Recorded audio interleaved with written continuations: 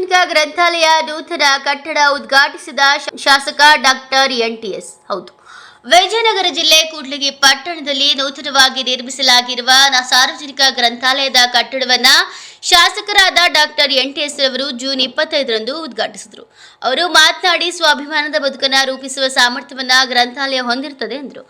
ಆಧುನಿಕತೆಯ ಭರಾಟೆಯಲ್ಲಿ ವಿದ್ಯಾರ್ಥಿಗಳು ಅಂತರ್ಜಾಲದ ಮೊರೆ ಹೋಗಿದ್ದು ಜಾಹೀರಾತು ನೋಡಿ ಸಮಯ ವ್ಯರ್ಥ ಮಾಡಬಾರದು.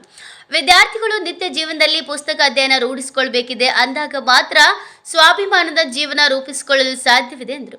ಸರ್ಕಾರದಿಂದ ಸುಸಜ್ಜಿತವಾದ ಗ್ರಂಥಾಲಯ ಕಟ್ಟಡವನ್ನು ನಿರ್ಮಿಸಿದ್ದು ಸಾಮಾಜಿಕ ಸುಧಾರಣೆ ತರುವ ನಿಟ್ಟಿನಲ್ಲಿ ಮಹತ್ತರ ಪಾತ್ರ ವಹಿಸಲಿದೆ ಎಂದರು.